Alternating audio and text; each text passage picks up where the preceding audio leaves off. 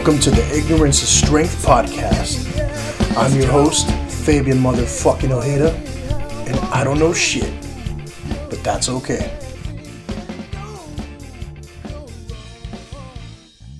All right, let's get this shit started. Thank you everybody for listening to the Ignorance is Strength podcast. Hope you all enjoyed our previous episode with longtime friend, publicist Stephen Joyner. But I'm back today with a brand new guest. I want to welcome him to the podcast for the very first time, Mr. Thomas Hippler. How you doing today, man? What's going on, man? Good to be here, Fabian. I appreciate it. You go by Thomas or Tom? I go by Tom. All right. So, yeah, Mr. Tom Hippler, yeah. And so we're here today to talk about your podcast, right? So I want to really quickly let everybody know, what's the name of your podcast? Yeah, I do a podcast called Fanacek, where I focus mostly on TV and film, mostly obscure stuff from the 70s, kind of go down the IMDb credits and just kind of find stuff that's been forgotten to time, man. Yeah. Well, it's interesting that your episode is like the follow-up. I just talked to, our mutual friend, Steve Joyner, who I've known for a while, and I just barely had him on the podcast. But man, we were just getting in there deep about how there are so many podcasts out there today. Like it's ridiculous how many podcasts are out there today, right? And if you're going to start one, you have to, either be okay with like, hey, I'm just doing this for fun, or if you're trying to monetize it and turn it into a career and all that, you got to be something super special, right? So, like, which camp do you fall under, man? I'm the labor of love camp, man. I'm not trying to make money at it for sure. I'm in fact, like sometimes, I don't know if you're like this, I don't even bring it up sometimes that I have a podcast because it's like everyone has one now and you can almost see the eye roll before they roll their eyes, Yeah, no, for sure. Even at work and stuff like that, sometimes people will bring it up and I'm just like, oh God. Right. Yeah. I do it for fun. I don't do it to like, let other people know like, hey, I got this podcast. Come check me out. Click on my links and stuff like that. It's like, nah, when I started it, it was for fun. It was because we were all locked up inside for this whole global pandemic thing, right? And I'm like, fuck, I want to talk to people, right. And like, what better way than to make it like a formal little thing like this and let other people in on the conversation like a fly on the wall.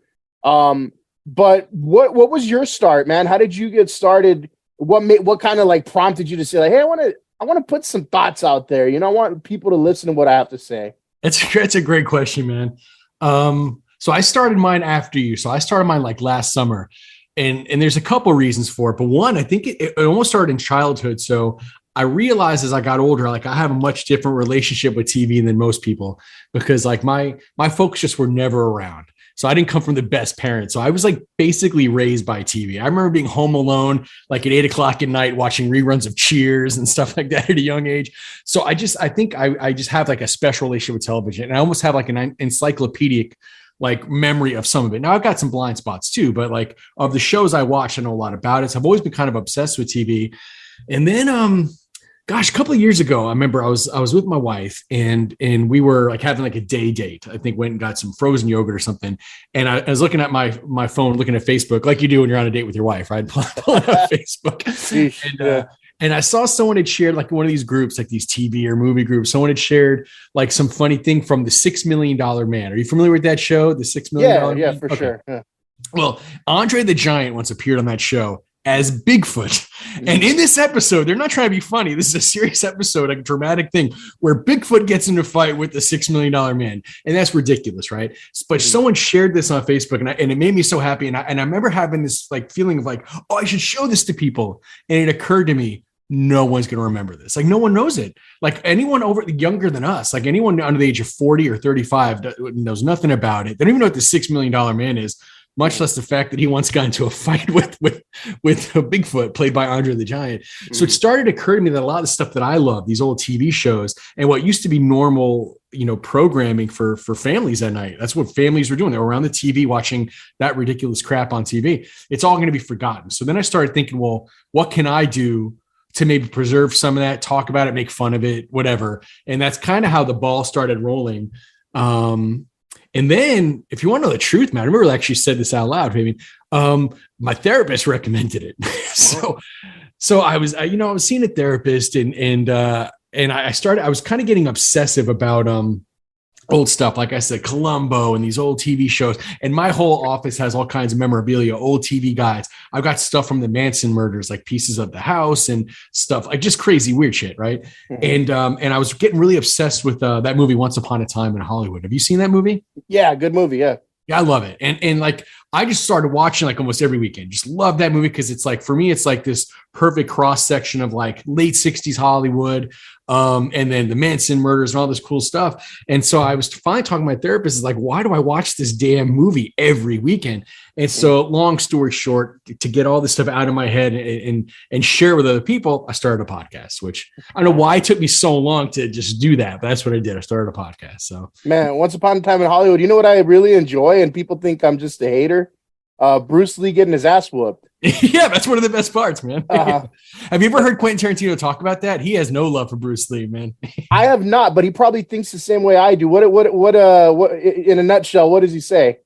Well, he just basically, I mean, his attitude is basically fuck Bruce Lee. You know what I mean? I don't think he likes Bruce Lee. Bruce Lee kind of had a big ego. I think there was these stories that, like, one of Quentin Tarantino's favorite shows is that show Kung Fu, which was David Carradine. And I guess there's some stories that Bruce Lee's family really kind of perpetuate, which is that was Bruce Lee's idea, and then network stole it from him and gave it to David Carradine. And I guess Quentin's like, there's no truth to that. That's bullshit. So he kind of has an FU attitude towards Bruce Lee in general. I think he talks a lot about it, like on Joe Rogan. He went on about it. And yeah.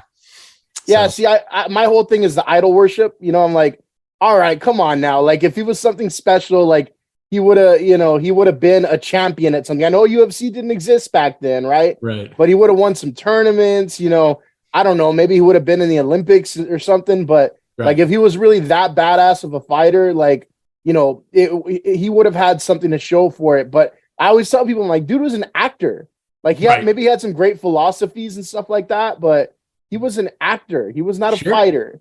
And you know what's funny? Yeah, he kind of really got his acting career almost kind of handed to him because he was really a karate teacher for celebrities. That's kind of how it started. Like Kareem Abdul-Jabbar. I think even in the movie, he was in real life too, I guess, he was Sharon Tate's karate coach, like when she was prepping for a movie. So he was hanging out with celebrities. And I think that's what led to that role of Kato in The Green Hornet, which is what they're referencing in Once Upon a Time in Hollywood. But I agree with you. Because like Chuck Norris seems like he was the real deal, right? He was winning kickboxing titles and yeah. Exactly. See, and he was from the same, era basically, and you can point to something tangible and be like, okay, he's kind of a badass, right? Right. But for me, it's just like, well, Bruce Lee looked the part. He was he was good at what he did, but I got my doubts, man. I always, I grew up a wrestler. I wrestled in high school and college a little bit.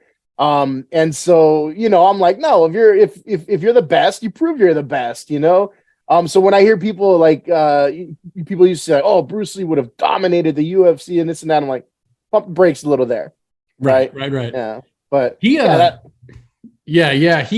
think too, he's a product of someone who just died too young. So then the legend kind of grows. We've seen that happen a million times too. Had he lived to be an old man, who knows, Yeah. Well, yeah. But that's why, I love the reimagining, there with Once Upon a Time in Hollywood and everything. Now, when it comes to, your podcast and you're big into, all this old school stuff, right? Do you have like all kinds of streaming services? Where do you watch, these? Oh, man.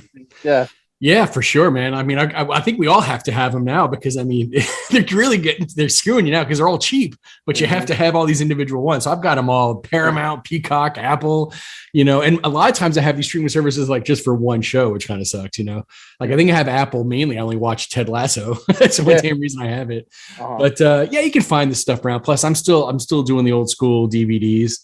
And you can buy a lot of stuff on Amazon. You can buy entire series and stuff of old shows on Amazon. So I do a lot of that as well. But I had to rehook up the DVD player. It kind of sucks though when you're looking for something and you're like, I can't find this anywhere. Oh right? Yeah.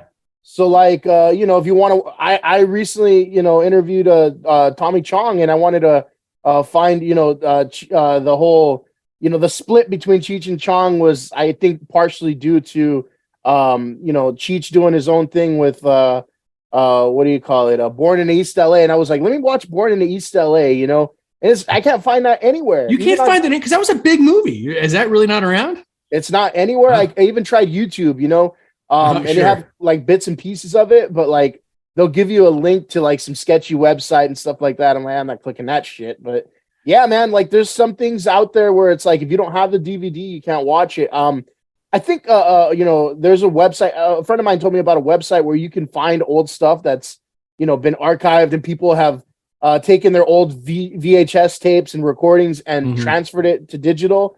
I forget the name of that website, but I got to find that. Yeah, because sometimes you have something you're really nostalgic about, and you're like, nobody remembers that. Let me show them, and then you can't find it. I think one of them. I was still a little young for this, but I mean, I heard all about it. Chico and the Man. Sure. I never watched it. I always heard so much about it, and heard it was a great show and everything. But I guess there's like a lot of controversy around it and whatnot, and you can't find that anywhere. You know what I'm saying? Oh, wow. Yeah, that's a great. I'm surprised because that was a big show. That was I forget the old man. He was the grandfather from Willy Wonka, and then of course Freddie Prinze, who was a great stand-up, killed himself. I think like at 20 or 21 years old, and he's Freddie Prinze Jr.'s dad. But I didn't realize you can't find that show. Interesting. Yeah, so that's like because that's kind of really your thing there, right? They hold nostalgic TV and movies, right? And so I wish I had the name of that website right now. I gotta figure that out. But you're able. So I heard you had Tommy Chong on, man. I met him once. How did it go with him? I got to go listen to that episode. Was he a good guest? Well, let me say this: he was a great guest. He was very interesting. But this man can talk. He is long-winded. I was not about to cut him off, right? Sure. But when you have like a list of like 10 questions or something like that, you'll maybe get to 4.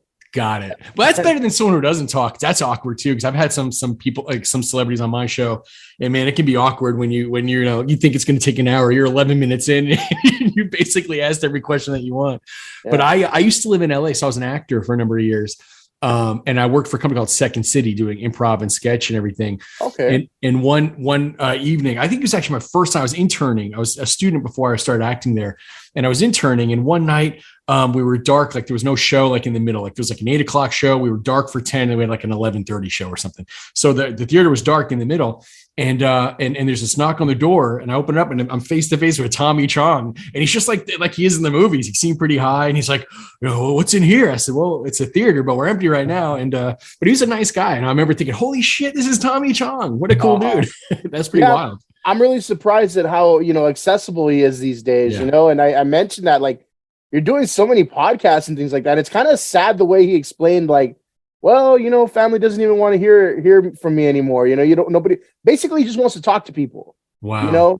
And to me, that's kind of like, man, this guy's, got like 7 decades of entertainment under his belt. Right. Right. And I mean, he's probably happy. He has a good attitude about things, but I'm like, nobody in your family or your close circle wants to hear your stories. Like, I get it. They must have heard him 1,000 times. And like, this dude's like a fountain of knowledge, even if you don't agree with everything he says, it's like he's been there, done that, and he's got really interesting takes on a lot of things. So sure, one of his daughters had a big career too, right? Ray Dawn Chong, I think. She was in she was in Commando with Schwarzenegger. She had like a big run in the 80s. But did he have like a falling out with his family? Does he have a bad relationship with them, or they just don't want to hear him talk anymore? I just think they just don't want to hear him talk. I think one of his sons runs a lot of his business stuff, Oh, okay. But I don't know. Yeah, I just remember when I heard that, I'm like, damn, like that's kind of that's interesting. I'm like, right. That's why I mean, and I don't want to put his business out there, but I mean, he does these podcasts for free, right? Like I'm like, I don't know if he realizes really or cares how big of a name he really is, right? Yeah. For a lot, I mean, he's been doing the rounds. Like he's done podcasts, interviews for people who have like less than 100 followers. Oh man, yeah. A lot of these people are more accessible than you think. You're right. I mean, you and I have a guest in common. We've both had Larry Hankin on, and he's the same way, surprisingly accessible. And but not taking anything away from him, but he's not. I mean, gosh, Tommy Chong. I mean, Cheech and Chong were at the top of their game. Like those guys were the leads in a lot of movies. But even Larry Hankin, man, crazy career and so accessible. And you did a great job with him. You had him on several times, haven't you? Yeah, 3 times. And, really like each time is something different, Mm-hmm. And so same thing with him. He's got like 7 decades of entertainment under his belt. I mean, the last thing he did was like Barry, one episode of Barry, right? That's right. That's right. He was great in that too, man. Yeah. Mm-hmm. And a great story with the Russian accent and all that shit. Yeah. You know, I find it interesting though how he brought it up on the third time he was around. Had a co-host that time because he really wanted to talk to him, and he's like, you know, you're really hard on yourself, man, and it's true. Like, you know, every single time, you know, he doubts himself, he thinks like, oh, I'm getting fired. That's it. I'm getting fired. And if you read his book, you know, he repeats that over and over and over again, you know? Yeah, I read the book, and you're right. And one thing I talked about is like, it seems like your career was almost a pain in your ass. like, you know what I mean? Like every role you got seemed to annoy you. Like you know, like it was, the more work he got, like the more kind of off-putting it was in a weird way.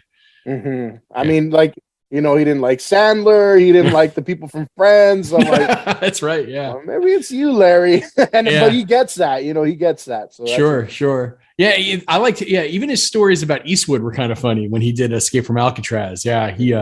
He didn't like Eastwood a whole hell of a lot either, but it worked out fine. But, you know, I wanted to ask you something else too. I know I'm supposed to be talking about. Oh, go for it, man. You mentioned something too, man, about, I'm really curious about this. I was listening to one of your episodes and you said you were on an MTV show for a while. What show was that? It was not for a while. It was one episode. Oh, so, okay. you know, I actually, I used to do security back in the day, bouncer work, you know, bodyguard stuff every now and then. Sure. Like all like on-call stuff, right? And I remember I was, you know, these companies suck, man. They take advantage of you, and you know, if they can, you know, squeeze, you know, $40 out of you and give you, you know, 10 or 12 bucks, they'll do it. Gotcha. And so I was the type, like, I don't miss days. I go to work every single day. I'm talking about like there was a time when I did like 500 some odd days straight. Ooh. Right? No, I'm talking about no Christmas off, nothing. Right. So I let the company know, like, hey, my friends have something planned for me. I'm gonna have a birthday. Like, I would like to request, you know, Saturday night off or whatever. And they're like, well, if you do that, we have to replace you because we have to train somebody. I'm like, nah, fuck y'all. I'm out of here. Like, I'll find anything. Like at the time, you know, as a wrestler, as a big kid, and so it's like I don't give a shit. So I was looking at jobs on Craigslist, and you know, for bouncer, it's kind of you have to type in certain things, right? And you don't just find like bouncer jobs very easily. You know, type security, bouncer, doorman, all this shit, and sometimes they don't have it in like the main page, so you have to go to gigs. And I went to gigs, and I'm like, fuck, you know, there's not much right now, but I know there's something. Like, I don't want to start hitting the strip clubs and be like, hey, you need a bouncer, you know? Right. And so I found something, and it sounded cool. It said like MTV, you know, we need bouncers, security guards. If you have experience, you know, send your resume and like pictures of yourself. Like, pictures of yourself. That's kind of weird, right? Mm-hmm. I guess I just didn't understand what they were asking for because, you know, I got an interview, and when I get there, they're like, oh, no, this is actually an audition. Like, the hell? I'm like, I thought it was like a job for MTV, like a security job, right? But they're like, well, you can do it since you're here if you want. I'm like, I have no aspirations of being an actor, but I'm like, I'll go ahead. Why not? Right. And so I get in there, and they're like, so, you know, here's the scenario. We want you to pretend that you're kidnapping somebody right now, right? You're breaking into their room or their hotel room, and you're kidnapping them. Well, you want me to go all the way? They're like, yeah, just do it how you would do it. I'm like, can I cuss? Sure. Can I yell? Yeah. All right. And so it was interesting because they have this glass, you know, like it was all glass doors and walls because it was like a fancy office, you know, like on a, I don't know, like 5th or 6th floor of a building or something like that. Right. And so I just like almost kicked the door down. I push it, right? And it cracks the door. And then I'm walking in there like, get the fuck up, like, right? Like, and I'm just cussing up a storm, and everybody's like, whoa. To the point where, you know, when I finished up, they actually had security come up, and we were ready to escort me out. And they're like, no, this is, you know, part of it kind of thing. So it was pretty cool. I'm like, all right, that worked. I guess they're happy with that. And I heard back from them, they're like, yeah, we want you to, you know, show up at it was like LAX, one of the hotels around there. But you got to be there at, you know, 3 a.m. And, you know, I showed up, and they didn't tell me what it was for, right? It's for a reality show. I'm like, oh, cool. But the reality show, and this is one of those shows you can't find anywhere anymore. It was like a contest where Brody Jenner was looking for a new best friend or something like that, and it was called MTV Bromance. Huh. It was like his answer to the Paris Hilton best friend show or whatever. Okay. Yeah, and so I mean, it was interesting. It was cool. It was a little, small role there where I was one of Brody Jenner's bodyguards or whatever, and we're just breaking people out of their hotel rooms and kidnapping them like almost like frat boy style, Got it. And it was like they've been selected to be like one of their friends, kind of. Okay, got you. Mm-hmm. That's a pretty wild story. Yeah, it's cool, man. Little experiences here and there. You get to like those. That's one of the stories people always get a kick out of. I'm like, I got a kick out of it, Sure. But I've been looking for that one just so I could be like, hey, let me save that little 20, 30 seconds. I want to show people, right? But it used to be up on the MTV website. It's not anywhere anymore. Oh man, so yeah, I mean, it's tough when you can't find stuff, man. It's crazy. So first time I was ever on TV was actually MTV as well, but years ago. So like this would have been like November 1990. I was 14 years old. I grew up in the Bronx, by the way, so I'm from New York. And they took us on like a field trip to Central Park to go ice skating there in the Central Park Woolman Rink, which I think is now Trump. I think Trump owns that rink now. It's everything in New York's got Trump written on it. But anyway, so we're ice skating there, and Pauly Shore showed up. And at the time, he had that show called Totally Pauly. Now, I didn't know what it was because my cheap ass parents, we didn't have cable, so I didn't have MTV. So I didn't even know what MTV was. But Pauly Shore shows up, so all the kids are going crazy. I grew up playing hockey, so I was a pretty good ice skater. So the producers came up to me and they're like, hey, we're doing this thing. Like we want someone who's like, he's going to pretend he can't skate. We want you to come skate circles around and make fun of him. I was like, sure thing.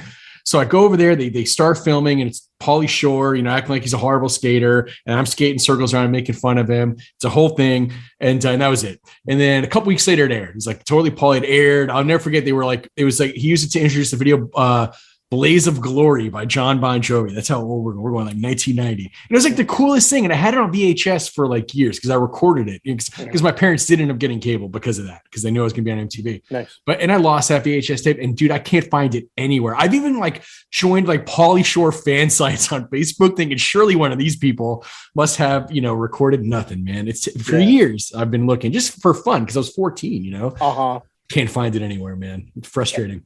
And when you actually finally do, if you ever do find it, it's going to be like the greatest day ever. Oh, it's going to be amazing. It's going to be so, because now I'm 46. I've got kids. Like they'd be, they get a kick out of it. And I know it's out there because I saw it and I had it on VHS for the longest time. I can't find it anywhere, man. And there are people out there though, like, and it's really surprised me. And sometimes you'll see it on YouTube and things like that. People that record the most random shit, and they still have the VHS tape somewhere.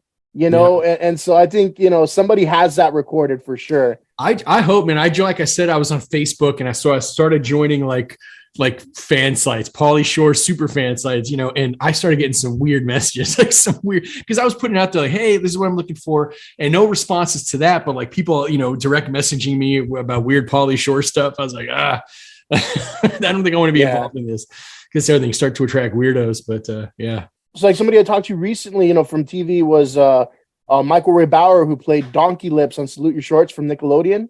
Okay. I don't know if you remember that show. See, I told him like most people, if you were born, between, I don't know, maybe 1982, 83 to about 1989, right?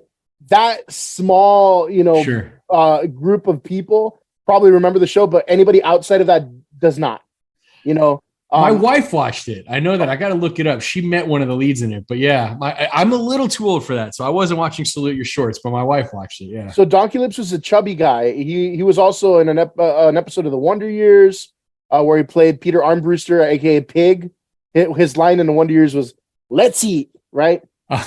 Okay. And then he was in Dude, Where's My Cars? The one of the Zoltan guards or something like that. Yeah. So he's had a pretty interesting career. I'm looking him up now. Yeah, he's a big dude. Yeah. But he talked a lot about, TV and how this is on his YouTube as well. There's hidden gems out there. Like he has the pilot of Salute Your Shorts that was the original, right? So they They did it twice. So they had like the first pilot and then the second pilot, Mm-hmm. right? And so nobody had ever really seen the first pilot, but somebody, recorded it on VHS and uploaded it to like YouTube or something like that, and he was able to watch that back with the fans, and it's really cool. So nostalgia, man, it's like it connects people. Right. No, absolutely. Yeah. But it is tough. Like you said, man, if you can find almost anything. So when you do stumble across that one thing you need, that's frustrating that when you can't find it. It's like, man, everything else is out there, but this one thing that I need. Yeah, man. I'm right like, I'm just glad I got like 2 pictures from that bromance thing. I'm like, I got this at least, That's pretty cool. When I was in college, I tried out for Road Rules on MTV. Oh, and I got a call back, and I went in, but I obviously didn't make it. But yeah, that's pretty wild, man. MTV, that's pretty cool, especially because you didn't even know that's what you were going in there for. Yeah, no, for sure. And actually, I could have done that bully beatdown show to be one of those people that got beat up as a bully. I didn't want to do that because I was working, with kids at the time, and I'm like, I don't want to, come off as like this asshole. I'm like, sure, it's not gonna fly. Now, where are you from? Are you from LA? Yeah, so like the LA area, Okay. It's a little city in the San Gabriel Valley, Almani. Okay. But yeah, and all my life in the LA area. So still here, Nice, right on, man. I lived in so I'm from New York, but I've lived all over. I was up in Oxnard for a few years, up in Ventura County. Then I lived in Van Nuys for a number of years. Met my wife out there. My wife, she went to USC. Okay. And so she stayed out there after she graduated. So we lived in the LA area for a number of years, man. So I know it pretty well. Yeah. Nice. So being around LAX at 3:00 in the morning, that's interesting. Like, what the hell am I auditioning for? Well, it was also the first day of community college classes at that point. And so I'm like, fuck, man, I was super tired, Yeah, but I remember then getting to class that same day. Yeah, I had a shoot today, I'm super tired, Right. bragging about it. Everybody's like, like the whole semester, when's your episode gonna be on? When's your episode gonna be on? Oh, it'll be on soon. It took like a damn year almost, Sure. I was never a bouncer, but I had an equally tough job when I was an actor for a number of years. So, which means I was broke. Right. So I had to pay the bills. A lot of people were like waiters and all that. I don't have the temperament to be a waiter. Like I probably would be shitty at it. I'd get pissed off doing it. It's not for me. So what I did was I became a security guard. Right. I worked for one of those companies, and I forget the name of the company. And then they would kind of farm you out to whoever their clients were. And it was a Ralph's in Northridge. So this Ralph's Northridge, and I wanted to work in the middle of the night, so theoretically I could be available during the day for those auditions I wasn't getting. Right. But so I want to be available during the day. So I was a security guard at night in Northridge and at a Ralph's. And they made me wear like the white outfit, right. With a badge. I had to wear the hat, like the captain's hat. Dude, people were coming to that Ralph's Northridge in the middle of the night. I thought I was going to die. No one likes security guards anyway, especially, the security guards in middle of the night in Northridge, man. It was brutal. So I can't imagine when it's being like a bouncer because the Valley, damn, man. Yeah, it wasn't good. And you'd be shocked how many people steal too, man. I'd see it all the time. Like because first of all, no one like window shops at the grocery store. Everyone like, clothing stores or appliance stores, whatever. It's normal to go in there and walk and look around. But a grocery store, you're pretty specific. You go there to buy something. So the second you see people walking around too much, they're going to steal. And to this day, and I live in kind of a nice area now in Tennessee. To this day, I can pinpoint people stealing in the grocery store. It's so common. But it got to the point when I was doing that job where I was like, I'm just letting that shit go because I'm not willing to die for this. Well, so, I think in California, that's all we do now anyway. We just let them go. Right. Yeah. Well, yeah, there you go. But yeah, I enjoyed my time out there, but I moved to Tennessee. I moved to Nashville 15 years ago and I've been here ever since. Nice, man. So, with your podcast and everything, right? You got, all these nostalgic TV shows and movies and whatnot. What do you do like an interview format, or is it, you'll watch something and review it? Kind of watch alongs. What's the, what do you do the most of? Yeah, it's a good question. It's kind of evolved as they tend to do, so like when I first started, the premise for it at first, what I wanted to do was, so I'm on IMDb all the time, the internet, that app on my phone. Like I'll be watching something. I'm like, I recognize that person. Who is that? So I'll look them up. The next year it leads me to this person, that person. And then an hour goes by and I've just been on this connecting it all. So I thought initially, well, that's how I'll do the podcast is I'll start talking about particular actors. So I did all of season one. I'm on the third season now. All of season one was about that movie Once Upon a Time in Hollywood. Because again, I was like, I got to get this out of my system. So I was doing stuff there. And what I would do is every episode was about a different character or person brought up in the movie. And I would just go through all their credits. Like the first episode was about George Papard. And he was probably most famous as Hannibal in the A-Team. I think, he had a show called Fanacek in the 70s, which is kind of where I took my podcast name from, Fanacek. But anyway, so I thought I'll start with him. So again, I go through all their credits and I start to connect it. Wow, he was in a movie with this guy and it was directed by this person and this lady was in it. And then you start finding all this weird shit that was forgotten. So I do a lot of that. Where I do most of the talking, and I oftentimes would have guests on, like buddies, just people, and they wouldn't even know what the hell I was talking about. That was kind of the joke of the show. It's like me just running my mouth and them like, what the hell are you even talking about? So that was it. And then I started to interview people, because then what happened was some authors started reaching out to me. So people who were like writing books about actors, or like a guy named Ron DeFore reached out to me. His dad was Don DeFore. Don DeFore back in the day was on a show called Ozzie and Harriet. He was also on a show called Hazel. So he had a big hit show series in the 50s and 60s. So son reached out to me because he wrote a book about his dad. And I was like, yeah, I'll read the book and interview. So I did that. And then it started to kind of spin from there. So now, like you, I've got, some celebrities on there, a lot of authors. I just did one with an author named Bert Kearns, who wrote a book about an actor named Lawrence Tierney. Lawrence Tierney had a long, 55-year career, probably most famous as Joe Cabot, the old guy in Reservoir Dogs. The bald, my way or the highway, that guy, and so it's a little bit of both. So whenever I don't have a guest, I can kind of do it on my own. I'll pick a topic and just go. Or right now I'm doing a lot of interviews. So I got Larry Hankin. I'm actually editing that one today. I'm going to release Larry Hankin tomorrow. I did Eddie Deason from Grease. I've got, several different actors. I got Jeremy Licht coming up. He was on a show called Valerie. So a little bit of both. So whenever I have a guest, I'll do it. I'm getting better at it. As I'm curious what your experience is, because for me, it took me a while, and I'm still getting there, to be a decent interviewer. Like it's one thing to do research and just run your mouth for 45 minutes to an hour, but when you have to really interact, and that's where I'm struggling a little bit. See, this is the way I do it. Look, I'm not kidding you. I used to do like, even if it's like not even a famous person, it was just like a random friend of mine or something like that. I used to have like 4 pages of notes. Like I thought it was like, I'm going to be very meticulous. I'm going to ask all these questions, right? I know where to transition and segue. It's almost like I was scripting it out. Sure. And of course, anticipating what their answers are going to be and just kind of working around that. And then I noticed like, I'm not really getting to these questions. I've wasted a whole, couple of days putting all this together. And really, I didn't get around to asking, half of them. Right. Mm-hmm. So I started really just keeping my finger on the pulse of the conversation and seeing where it goes. I have my bullet points right in my head where I'm like, I know at some point I'm going to get around to this. Right.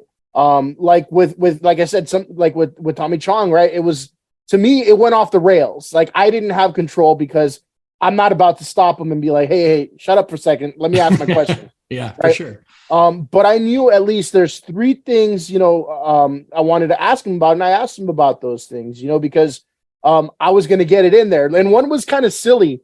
It wasn't even like a super important, topic or anything like that. But I was watching this clip he had of him and Cheech on like a spoof of like a dating show, right? And I noticed in there was like a fight scene at the end of it.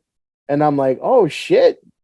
Chong knows how to fight, because he threw a really nice, what we call in wrestling, a head and arm throw, which is like a headlock, but like he threw it really well, and he turned his hips properly and everything. I'm like, holy shit, did this guy wrestle? Like, did he, was he a grappler? He wrestled in high school or something like that?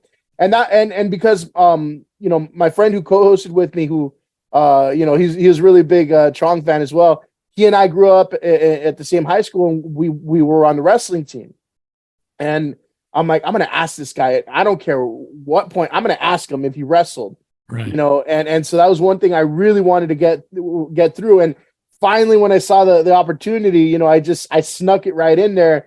And then he started going down this long story. I'm like, I don't care. At least I got the question in there. Sure. So that's what, the way I approach it is, I know I'm going to ask these 3 things. Where I'm going to work it in, I don't know. But when that opportunity arises, I'm going to just sneak it right up in there. And sometimes it's a full long answer, and other times it's just like I guess this. Right. But yeah, really, it's just kind of gauging like, where is this going, but I think being prepared is great. I do, like with Tommy Chong, right? I watched a lot of his movies before I interviewed him, even though I'd seen him already, right? Just to refresh my memory. I did a little quick, Wikipedia search, YouTube search. Same thing with Hankin, right? I already knew a bunch of the stuff he was in. I've watched, Home Alone so many times. I wasn't a fan of Friends at all, but I knew of his character and everything. And so I watched, quick clips of Friends because I can't stomach that goddamn show. I'm not going to watch it. Right. I'm with you. But yeah, I mean, I just watched little things and I knew which direction I wanted to go, and I'd slip in those little nuggets. And, sometimes I think the most interesting things are just even asking their take on random, everyday things, I think, like, for example, with Tommy Chong, he's talking about how he wants to spend his money. I'm like, that's interesting. Sure. That's, nobody really asked those things. And I didn't ask it. Somehow it got there, but he talking about like wanting to donate all his money to like immigrants and things like that. I'm like, whoa, that's Wow. that's different. I didn't expect that. But, and then he had another, suggestion for his money, but he's like, oh, I don't know if I should share that with you guys. I'm like, damn it. We almost had a scoop here, but I'm like, I guess we'll just have to wait and see. He goes, this is really crazy. I'm like, Interesting. hopefully we'll see what he means by that. But yeah, I love that stuff. I like especially your wrestling question. I love when I can ask a celebrity something that I know that they haven't been asked a million times. So, Tommy Chong's probably never been asked that before. Do you have a fighting background, wrestling background? He probably gets the same 55 questions over and over again. So that's what I'm always looking for too. Like, what can I ask about that they're not always getting? Like, it's funny with Larry Hankin, although he's got all these amazing credits, I just talk more about his life. I was like, I bet he gets asked all the time. What was it like on this show? What was it like on that movie? And I was like, I just want to talk about, he and I had that Second City stuff in common too. I was gonna say, that sounds familiar. Yeah, we talked a lot about that. So that really sparked his interest because we both have improv backgrounds. But I just like to ask him about his life, and that's the more interesting stuff. Yeah, for sure. Have you ever had have you had a bad experience with any celebrities? I don't think so. No. I don't think so at all. I mean, I've had a bad experience with wannabe celebrities, but the ones that you got any examples? Oh man, I just told one the other day, yesterday with Steve Joyner. This guy, man, he thought he's like this up and coming next great director / actor, and like he was just weird. He was like drugged out the whole time. And I remember he's like, oh, filming this movie right now. I want to promote it on your podcast. I'm like, okay, cool. The whole interview took less than 30 minutes. He was not interesting. He couldn't hold a conversation.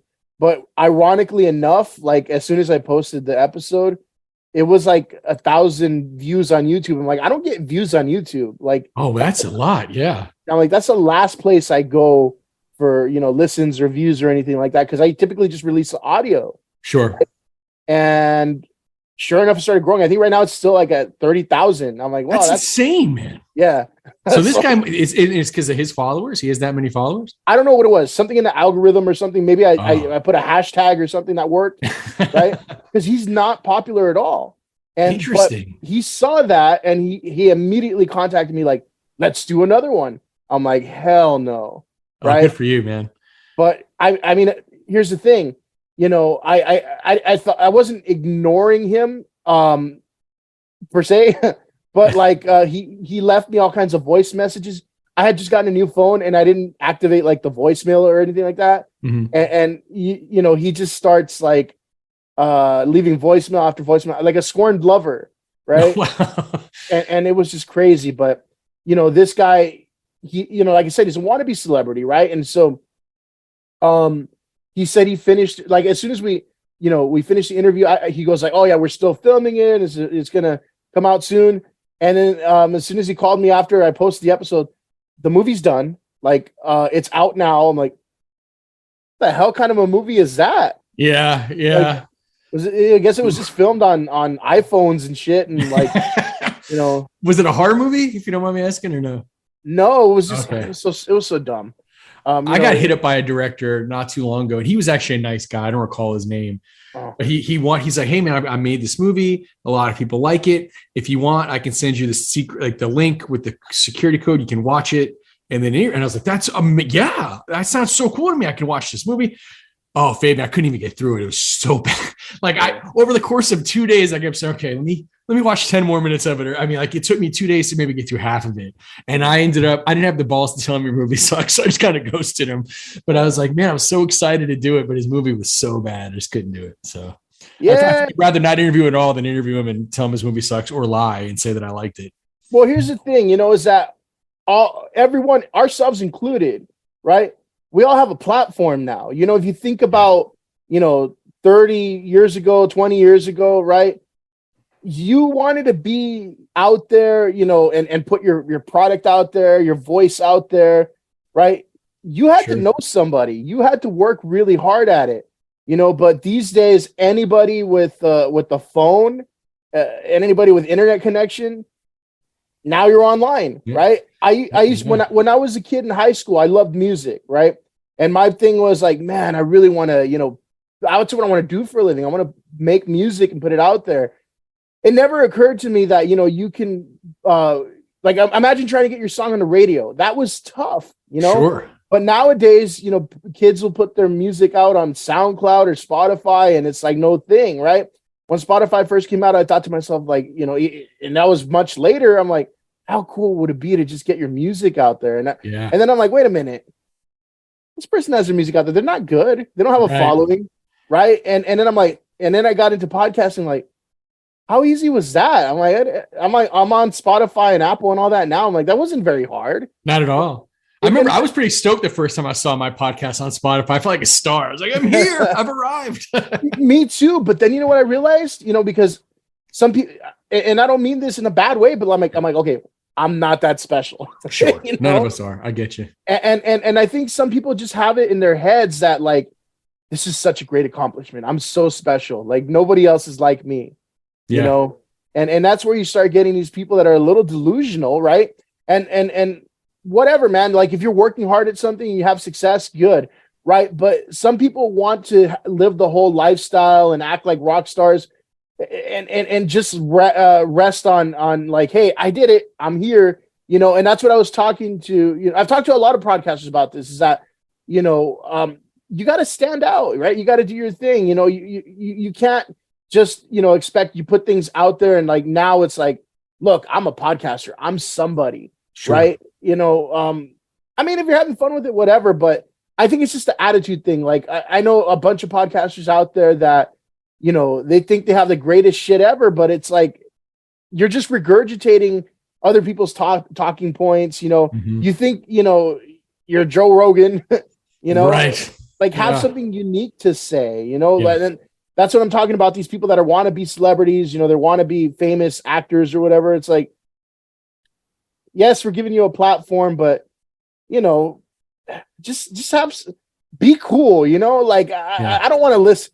I don't want to listen to some asshole just, jerking themselves off verbally, for 30 minutes, an hour or whatever, I'm with you, man. Yeah. And you should have something to say. That's the thing too. Yeah. I mean, like for me, like, you started off by asking, am I trying to monetize or, for me, it's labor of love. And I realize what I'll do to stand out, not that I'm trying to stand out, but what'll set me apart is I want to be able to preserve the memories of these shows and these actors. Like, like, look, dude, we, Larry Hankins, 85, you had him on. I mean, at some point, that you're not going to have him there anymore. So and that's how I view the work and the TV shows and all that. So many people that I talk about on my podcast are dead and long been forgotten, which makes me sad. I'm like, that guy was a star for a long time. And not only is he gone now, but no one remembers him. And it's like, shit, you know what I mean? Like, so for me, it's like, I'm just going to dive into that, be the best I can be at that and just enjoy it. And I'm so happy for Larry because he's been putting in the work, doing all these podcasts.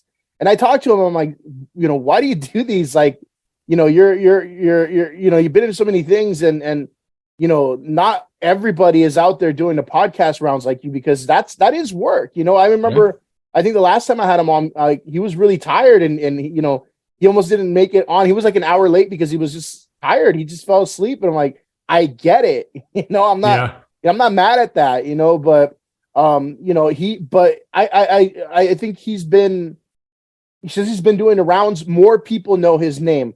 More people have said his name, and it's not like he's more famous and ever anything like that. I'm not saying, let's take credit for that as a whole podcast community or anything like that. But now instead of just being like, oh, that guy, now people are saying, Larry Hankin, and I think that's really cool for him because he deserves that recognition. I mean, if you've been entertained by anything he's done, he's good at what he does. Yeah. You bring up a really interesting point, which is, the flip side of everyone has a podcast and half of them suck or whatever is also that this, for some people, is the best platform they're going to get. Like, Fallon and whoever the hell else, Seth, Joe Rogan, none of them are going to have Larry Hankin on. He's not going to be on the Tonight Show. He's not going to be on the Late Show. So at least there's now a form of people who really appreciate him and want him on. And it may not have the millions of viewers, but you do it enough times and then the word gets out there. Yeah. I remember he was telling me the first time I had him on, he goes like, well, it's 200 years here, 500 years there. It's like, it's getting ears basically, and I hope, that really helped his book sales because I don't read books, at all, but I read that one and I'm like, oh, it's pretty cool. It's like, you're having conversation. It's not, and it's so, the chapters are so short and digestible where it's like, you can just read a chapter, bathroom break. His was a quick read. There were some chapters that are like half a page long. There's like a half a page. And I appreciate that. I'm with you, man. Yeah, that's kind of becoming my sweet spot. I've had a lot of authors reach out to me. Once you do a good job with authors, they start hitting up. And the one I just bought his book now. It's a guy named Dwayne Epstein. He wrote a book called Killing Generals. It's about the making of that movie, The Dirty Dozen. And he hit me up. And of course, I have such low self-esteem. I thought it must be a self-published book, like some guy wrote out.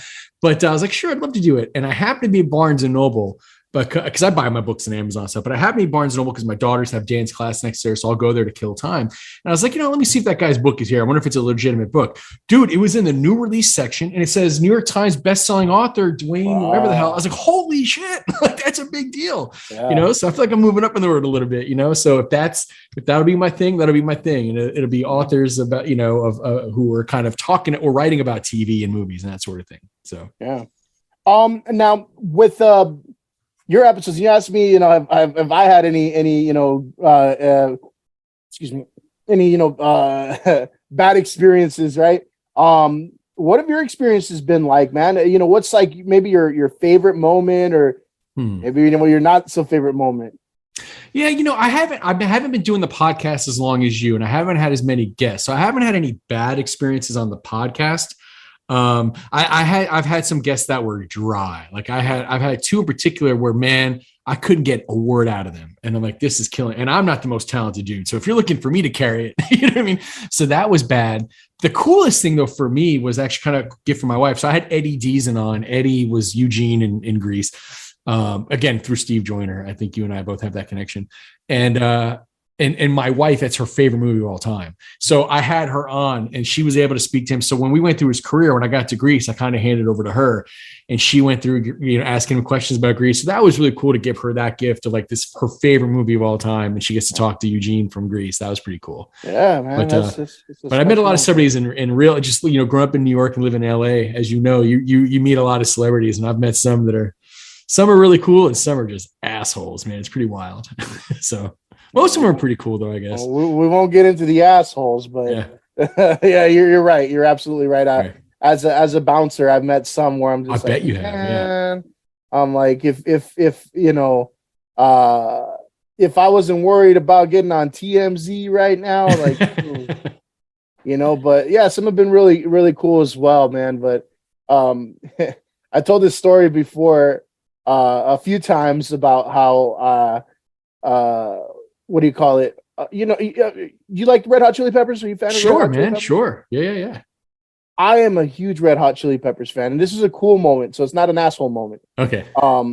And I was working at a bar in downtown LA, right? Downtown LA, notorious for homelessness and craziness and everything. And I'd had a few experiences where homeless people just run up in the bar, for I don't even know why. They just like literally try to go run inside, maybe try to use the bathroom. I don't know. Right.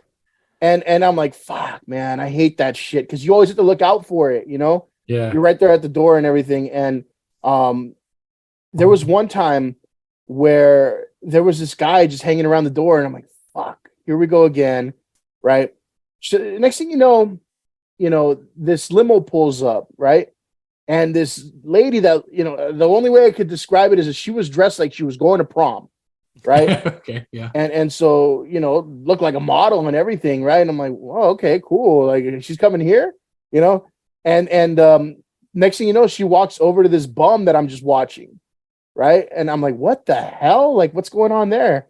And she hugs him and everything. I'm like, I don't know. Bum's doing okay. I'm like, I don't know, but still, I was like, I don't know if I'm gonna let this motherfucker in here, right? And as soon as they approach and come to the door, I'm like, okay, fuck, he's trying to come in. I checked her ID, let her through. I checked his ID. I looked down. I'm like, and sure enough, the ID said John Frusciante. I'm like, oh shit, the guy that I thought was a bum was John Frusciante, guitar player, the best guitar player for Red Hot Chili Peppers. And I look at him, I'm like, hey man, I wasn't gonna let you in. I thought you were a homeless dude. I'm sure he appreciated that. I'm like, but I'm a huge fan, like I love all your work and everything like that. And he was just cool with it. He just looked up, and he's a shy guy, right? He just looked up, he's like, just like did a nervous laugh and everything. But I thought that was such a cool moment, man, because it's like, you're right. Sometimes you run into, celebrities, you don't even know it. And it's kind of like they're very low profile, some of them, Yeah. Because like I said, I thought he was a bum, Yeah. So that was a cool little moment there for me. But I definitely have the other experiences as well. So yeah. It's some of them are pretty cool though. But even when they're cool, there's always that aware. Like sometimes even if they're being nice, they know they're being nice because they have to be nice. Like they know they're being watched. It's an interesting thing when you're around celebrities. Very few of them are genuinely cool. I spent the day once. I talked about this on one of my podcasts back in season 1, but I got to spend a whole afternoon once with Luke Perry. Of all people, he was a friend of a friend. So we were literally at a party together. Then we all went to this little theater, like on, I think like on Santa Monica Boulevard. There, they have those little tiny theaters, and because one of our actor friends was in a show, like one of those, those series. Sometimes they only fit like 20 damn people in them. So there's only like 5 of us there to watch her in the show, and one of them was Luke. But I mean, 5-6 hours, this guy drinking beers, going to the show, just genuine. Like I don't even think he realized he's a celebrity. It was pretty wild, just such a good dude. And then sometimes you're around them and you're like, oh, what an asshole. Just, so celebrities are, they're hit or miss, man. But, yeah. His son's a pro wrestler now. That's right. Yeah. What he's like Jungle Boy or something like that. Is that right? Yeah. All right. Are you into wrestling? Yeah, actually, I just interviewed Santino Marella a couple weeks ago. That's right. I saw you had a wrestler on. That's pretty cool, man. Yeah, I haven't watched. I was really big into it as a kid. Like I was a big WWF person, like, Ultimate Warrior, Bret the Hitman Hart, all that stuff. And I see these shows because I'll still I'm in those groups on Facebook, like it's kind of vintage wrestling and all that. And there's always those shows like the old guys. I've been dying to go to one, man, to go meet some of them, get their autographs and stuff. That'd be pretty wild. So let's see. This is a deep cut. See if you know this name. Okay. Barry Horowitz. Yes. Of course I know Barry Horowitz. That's not the Brooklyn Brawler, is it? Or no? No. I know the name Barry Horowitz, though. Yeah. He was like the Jewish wrestler. That was his thing, right? And he was like a jobber, though, right? Yeah, but I talked to him on the podcast, actually. Right on, man. I know the name because that's why I thought the Brooklyn Brawler, because like the same area. He was like a famous jobber, kind of. Yeah. Yeah. Barry Horowitz. That's right. He's the guy who made everybody look good. Right. Exactly. No, he was he was one of the better ones that would get in there. And, because that's what it's funny. Like wrestling wasn't a good product when I was a kid, because I used to watch it every Saturday and every Sunday. And it would be famous guys just beating up no-name guys, and Barry Horowitz was one of the better ones. Brooklyn Brawler was one of the better ones. But then years later, every wrestling show was like Megastar versus Megastar. I had to wait till like WrestleMania or SummerSlam to get that kind of thing. So, yeah. Yeah. I mean, what's funny is I actually preferred the other way where they were smashing the jobbers, but yeah, I'm kind of with you. Old school stuff. And I used to love it because, you never knew who was going to be on each week. This week we have the Bushwhackers and Greg the Hammer Valentine, all these like old school guys. Yeah, but I'm more about the characters. So, nowadays it's kind of tough to really, pinpoint like who's a good character. Everybody wants to be an athlete. It's like, nah, man, you had like the great fat guy wrestlers back then where it's like, that was their thing. They were so huge, but now everybody looks like just some dude that, wants to be out there and is a member of the crowd. But that's a different era. Speaking of fat guy wrestlers, like I said, I saw like this advertisement for some show. It's nowhere near me in Tennessee, so I can't go. But one of the guys on it was Typhoon, and he was one of those dudes. He was Tugboat Thomas before that. But yeah, I was like, oh, I'd like to be Typhoon. And then his tag team partner is dead. I guess Earthquake died a while ago, man. Mm-hmm. Yep. You know when Earthquake became famous? He was 25 years old. That dude looked like he was 50. Yeah. He looked old as hell. His hair was, receding and everything like that. But yeah, you're right. He was a young man when he was on TV, and he looked old as hell, man. But I was shocked when I saw it. It's like 25. Like, yeah. And that's what makes you sad too, because I'm guessing I'm a little bit older than you. I'm 46. About 10 years, yeah. Okay, yeah, I figured as much. And so many of the wrestlers I grew up with, they're just dead. They all died young. I mean, there's entire WrestleManias where almost the entire lineup is gone. It's like, holy shit. Yeah. It's just sad. But yeah, all those guys I grew up watching, very few of them are alive. Yeah. Those are all, and I still watch those, man. That's that nostalgia again. That's sure. Like if that's something that, like if I did a show similar to yours, I would probably talk about all those old days of pro wrestling and stuff like that, because that's what kind of made me. That's the entertainment that kind of even my sense of like right and wrong was derived from like watching pro wrestling. Yeah, because that used to be good guy versus bad guy. Ultimately, good would always win. It would have to culminate in some pay-per-view event.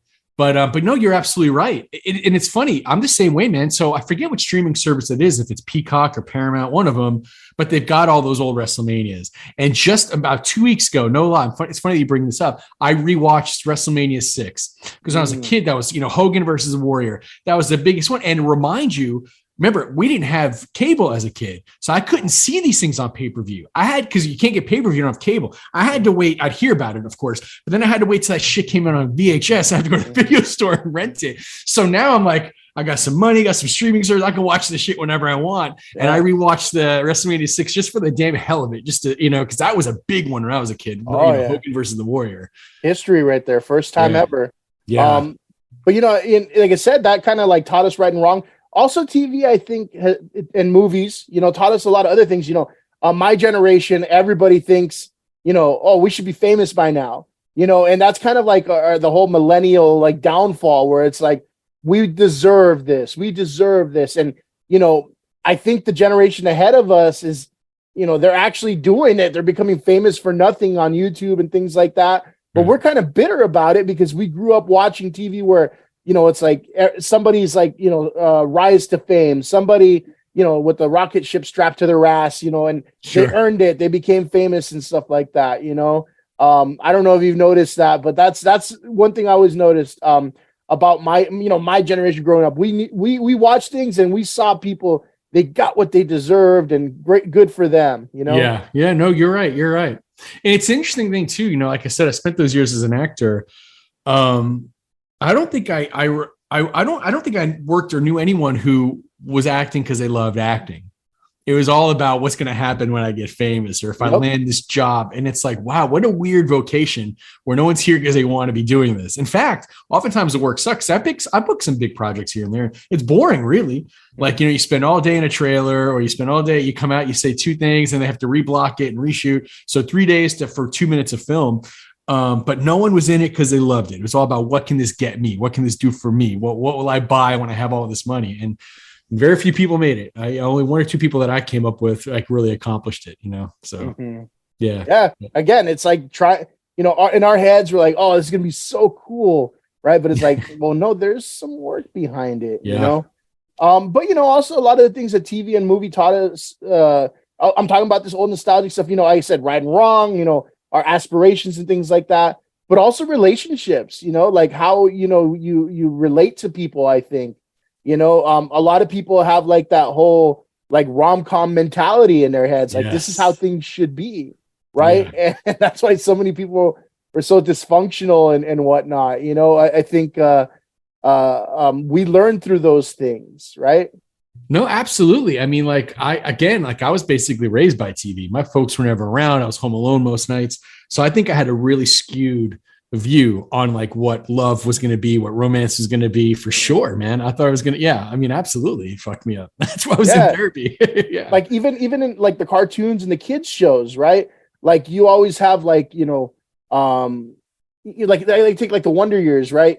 You know, you have the love interest, right? Yeah. But it's like dude's like fucking what, 10 years old, 12 years old, right? Yeah. And he's Kevin Arnold. and he's so obsessed with Winnie Cooper and things like that. And you get invested in that. And then his little brother had Boy Meets World, and it's the same thing, you know, him and Topanga and whatnot, right? And I think that really fucked up a lot of us as kids and going into adulthood, where it's like, well, no, this is the way it should be.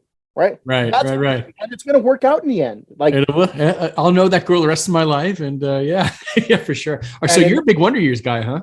Oh yeah. All that stuff. Love that show. That was one thing I made sure to do when I lived in LA. I went and saw that house. I want to say it was in Burbank. But I went and saw the house because I loved it, man. That was a great show. Yeah, they actually did some filming in Temple City as well. And I lived in Temple City for a bit. I remember watching an episode where Kevin's delivering Chinese food. Oh yeah. He was driving down, my street, and I'm like, wait a minute, that looks really familiar, and I looked it up, and yeah, sure enough, they did some filming there. Oh, that's wild. Yeah, what a great show, man. That was one of the best. They redid it. I don't know what happened to it though. I hope it comes back. I liked it. Okay. I thought it was really cool to have a different perspective. It wasn't the Wonder Years that you remember, but they do tie into the Wonder Years in a different way. So it's from the perspective of a Black family, right? And I think it's really cool because like even the first episode, they show how the family reacted to like the murder of Martin Luther King and everything like that. And one of the characters is in the army, and he was best friends with Winnie Cooper's brother. Oh, and he died in the pilot, I think, right? Yeah. Isn't that how the original show started? Her brother died. So there's a tie-in, Yeah, so that's awesome. Oh, that's clever. I didn't realize they did that. Okay. I really like that because a lot of rehash shows I hate. Or like movies or for like Netflix, right? Fuller House. I could not stand Fuller House. Interesting. I watched the first season because my older daughter liked Full House. But I'm with you there. It wasn't a very good show. I didn't have a problem with Full House. I knew it was cheesy, right? It didn't have anything to do with me, but I'm like, oh, that's funny. It's sure. Nice. I used to watch reruns of it, and I grew up with it at that point. But watching Fuller House, I'm like, this is complete crap. It's bad. Same thing with that 90s show. I haven't seen that. Yeah. No. Like, I would say, look, if you want to, skip to the parts with Tommy Chong in him, which he does a great job reprising his role, right? Watch those scenes. But other than that, I mean, I think the lead actress is really good. But other than that, it's not good. The other kids are terrible actors. And you're like, where's the 90s, right? Like that's my time. That's when I grew up as a kid, was in the 90s, born in the 80s, but I'm a 90s kid because everything that was on TV in the 90s, like that's me. That's who I am. All the music from the 90s, that's me, and I think some of those shows just don't do, justice to what we had. It was such a great time to watch TV because, that's, I think, where people are still talking about TV shows, they're like, they still reminisce on them. Yeah, the 90s is having a big resurgence. And they say like every 20 years, because in the 90s, the 70s was the big thing, and then of course now, but it's funny, my high school, I haven't kept up with anyone in high school. I graduated in 95, but I haven't kept up with anybody, but I get a newsletter every now and then. And one of the things I saw was they have a 90s club now in the school. They just, I guess once a week, they all meet and talk about the 90s or dress up like the 90s. I don't know, but it made me laugh. I was like, wow, they have such nostalgia for the 90s. But which one I like though that's done a good job? I think Cobra Kai has done a good job. That's a fun amazing show. Fun. They've done it, and tying it all together, they've done a really great job. Here's what I think about that. Look, and this is, I forget who I had a conversation with about this, but I think the reason it's successful is because yes, they tie in the nostalgia, but they don't try to recreate the success and do like a cookie cutter format, right? If you look at it, they kept some of the characters, but they flipped the script. Right now, it's not, the focus is not necessarily Daniel LaRusso now, right? Now it's what's his name? The bully. Johnny Lawrence. Johnny Lawrence, there we go. I forgot it for a second there. Right. And then the new characters aren't necessarily, counterparts to the old characters. They're their own people. Sure. And so they're not trying to, twist your arm and be like, see, it's just like, so-and-so. It's just like so-and-so. Right. With something as opposed to like that 90s show, they're trying to make like, oh, this is, your new version of, so-and-so. This is the new version of so-and-so. Oh, are they doing like, this is the new Kelso, this is the new, Fez kind of deal? Or exactly. Yeah. Okay. And so it doesn't work for me, because it's like, that's never going to work. Right. You have to, yes, you can, pull at people's heartstrings and be like, remember this? Right. But you have to give me something new. Right. If you're just warming up shit and telling me this is going to taste the same as when it was freshly cooked, it's not. Gotcha.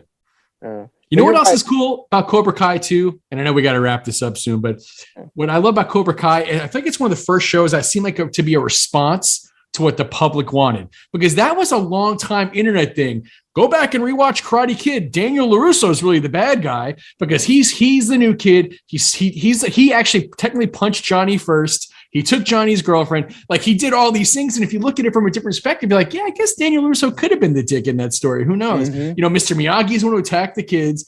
And so you had those stories, and all of a sudden they make a show where that's in fact what it was about. It was like told from Johnny's perspective. Like, this guy came in and fucked up my life. You know what I mean?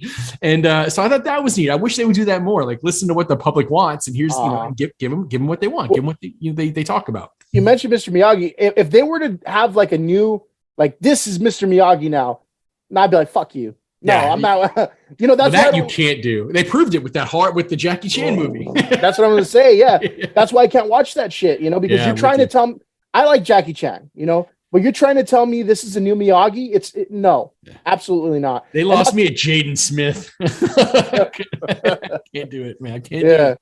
I mean, kind of the same thing with the new Karate Kid when they had, the Hilary Swank. Yeah. Hilary Swank. Like, she's a great actress. I think she did a decent job in that, but you're not gonna tell me this is the new Karate Kid. This is not the new Daniel LaRusso. But they are bringing her back. She's coming in the final season of Cobra Kai. They're bringing Hilary Swank's character back now. Yeah. That's what I was wondering. I'm like, she's probably gonna be like that girl's mom or something. Something I forget. I don't recall how, but the new trailer is out, and the reveal is that Hilary Swank's. Out. Yeah. Okay. There's some clip. I think she's on a bus or something, but there's a clip where it shows her, and then that should complete. I think they've brought back everybody at this point. They've done it kind of in organic ways. It's been a lot of fun.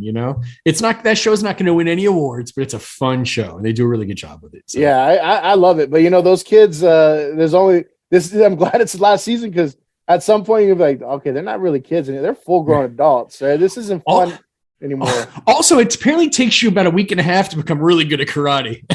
Like, they all start learning it. Next thing you know, they're in straight up street brawls. I'm like, holy shit. Yeah, definitely. But yeah, that worked. Like, I think you can't wait too long, but that they waited long enough, and for whatever reason it worked. Sometimes even like some of the movies, like I don't know if you've ever seen Joe Dirt 2. I started it, man. I didn't get through it.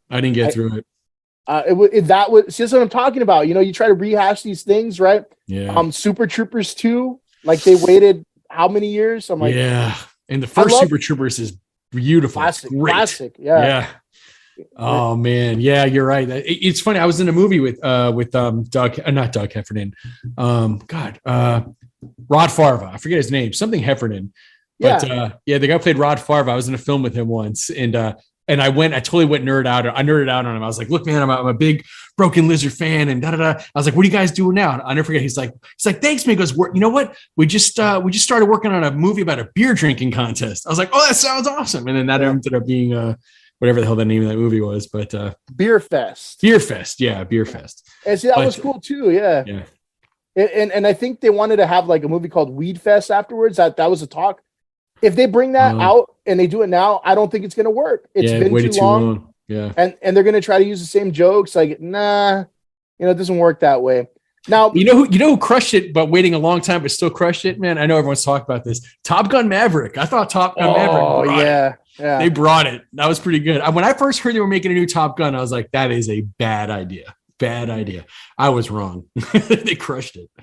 And again, I think they tied into the right things, right? Yep. But they didn't necessarily try to do a complete like reheat, you know? No, yeah. I think there were some elements of that, right? Like, okay, sure, that's the new Iceman. I know that's like the new Iceman, right? Yeah. But you know, they had Goose's son and everything, and I think that was, you know, an interesting dynamic, right? Yeah. So it was its own story, but they honored the first one really well. So yeah, for sure. Now with your podcast, you know, what else are you looking forward to? Like, what's, you know, on the horizon? What are some things you want to still, you know, get out there? What's gonna happen in the next few weeks, months? Year? I've got Larry Hankin coming out tomorrow, so I'm in the process of editing that. So I'm because now I'm getting some celebrities on it. I did start a YouTube channel, which no one's watching anyway, but that's fine. I'm only doing it just because, you know, hey, I might as well, you know. But I usually do audio. But so I've got Larry Hankin coming out tomorrow.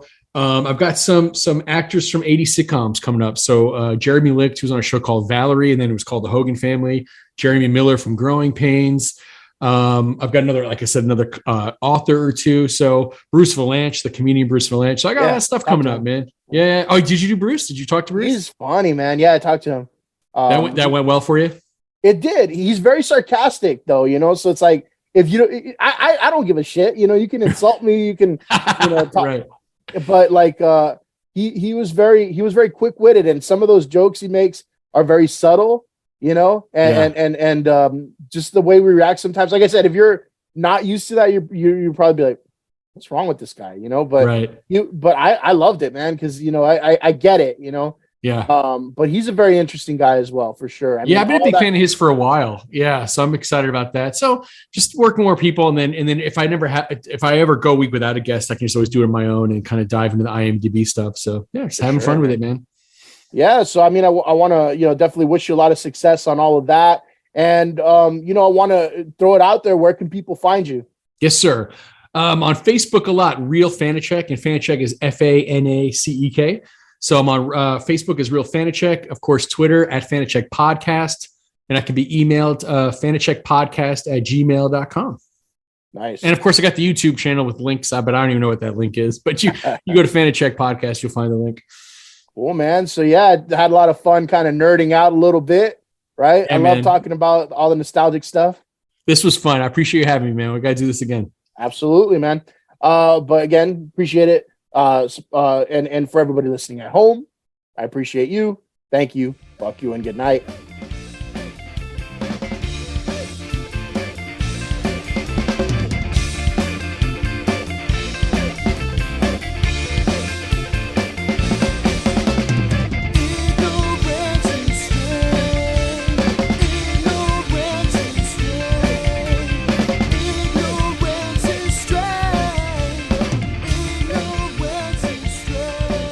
Subscribe to the Ignorance is Strength podcast on Spotify, Apple Podcasts, and Google Podcasts. Like, follow, and share on Facebook and Instagram at Ignorance is Strength Podcast, and on Twitter at The Ignorance Pod.